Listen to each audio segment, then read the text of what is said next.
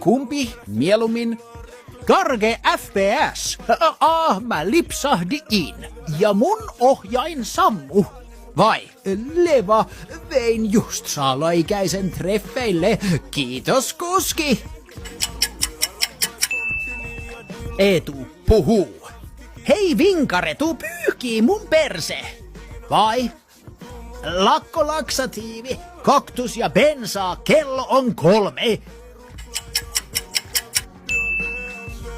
Tuuletin kesällä.